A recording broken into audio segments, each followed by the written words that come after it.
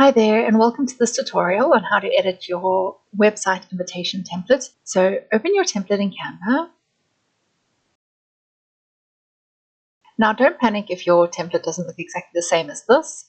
All my templates are sort of designed with the same ideas in mind.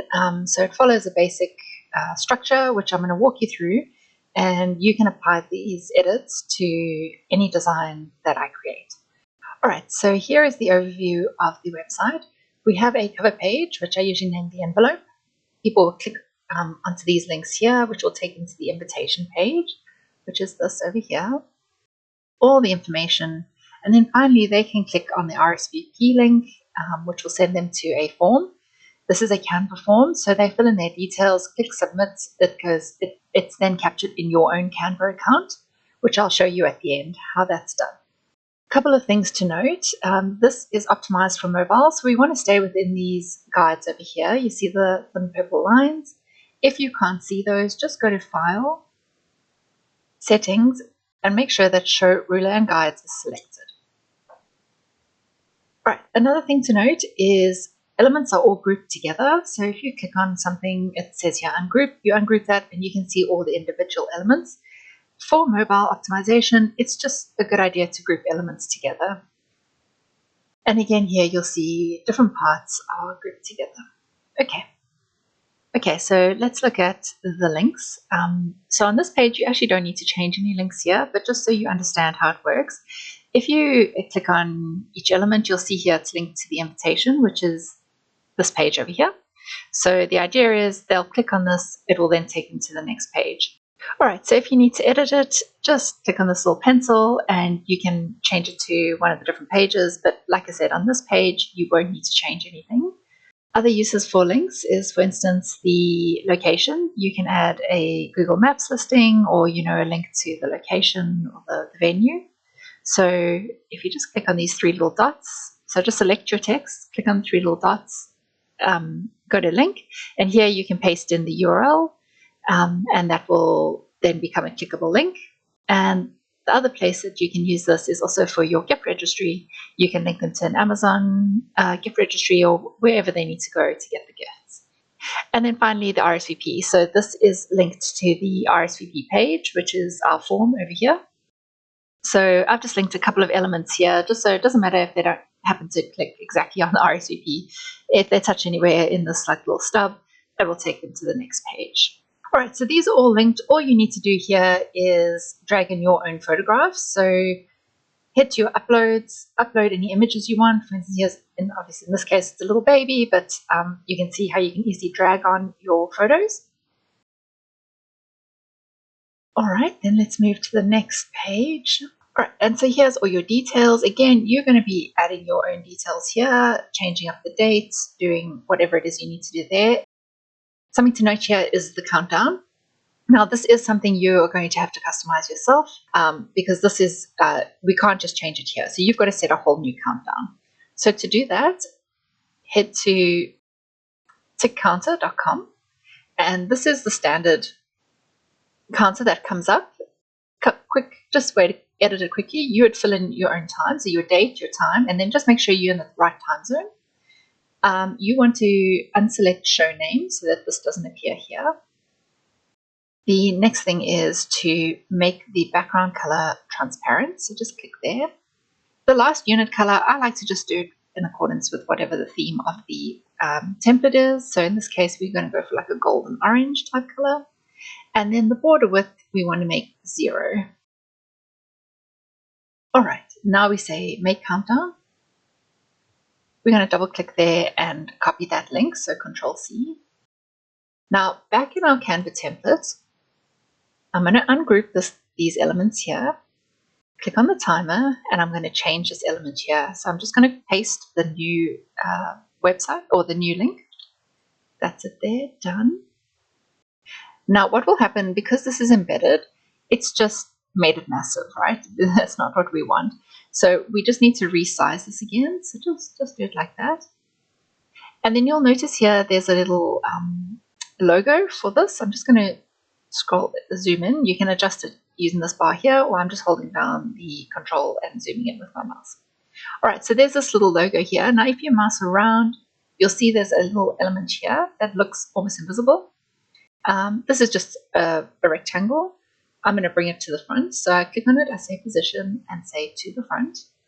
And that just covers this little block here. And I'm just going to make this smaller just because although it's color matched, you can see there's a texture here, but this little block isn't textured. So I don't want to make it too massive. Zooming out, and then again, I'm just going to group all of these elements together so that it remains intact for the mobile presentation. And then finally, the form that they can respond to. If you click on the form and just look at the little navigation menu here you can change the colors if you want to do that. Here you can track responses. Obviously, we've had no responses yet. And here you can edit the wording, the questions if you want to add more or not. Totally up to you. You change it according to your needs. All right, let's talk about the animations. So I've animated the grouped elements together, so with a couple of exceptions. So just to show you, for instance here, if you click on this all these grouped elements, go to animate, and then click group, you can see that this is the animation that's applied. You can change it to anything else that you want. It's totally up to you, but I've just left it on this, so it's just a nice sort of intro. And then there are individual elements over here. So this text over here, I've made it so that it's a typewriter. So it just brings a little bit of interest into it and people can see what they're being invited to. And then finally, anywhere where I want people to click, I've added a little flicker. And how the flicker works is once all the animations have finished, so they open the website, the animation plays, it then stops. The flicker continues, it doesn't stop. So as long as the page is open, that will be flashing and eventually they'll get the hint to actually click to go into the website. All right, so each of these elements here, you can see this is animated as well. So again, it's the group of elements that I've animated. If you want to change it to individual elements, you're more than welcome to do that. And then each individual element will be animated. I find that's a little bit too busy for my liking, but it's completely up to you what you want to do. So that's there. You can see the animations here. If you want to remove all the animations together, just say clear animation. So select each group element and then clear the animations.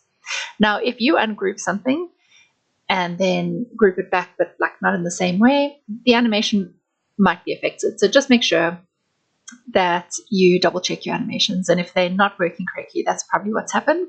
In which case I would just clear the animations and reapply them according to your needs.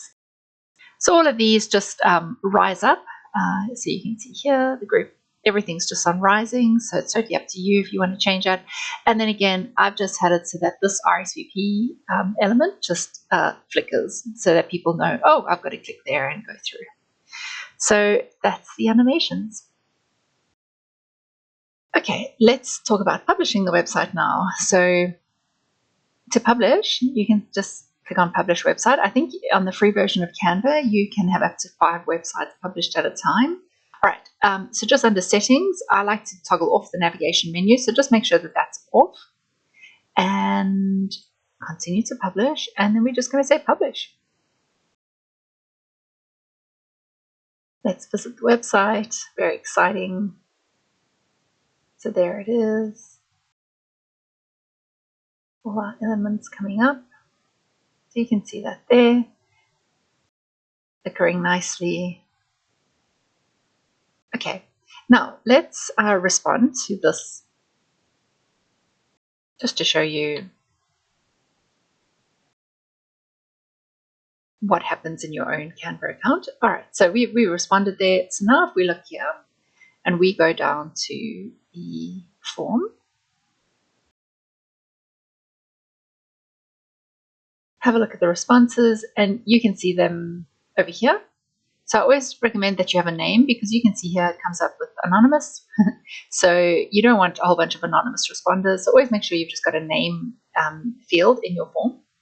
And you can see all the responses here. And then I recommend that you link it to a sheet here, which it's so nice that it does that for you. So you can open that sheet now. And here you can see it will track as people RSVP. It's much easier to see and it's a really nice way to keep track of what's happening. And that is the overview. A couple of little things before we go.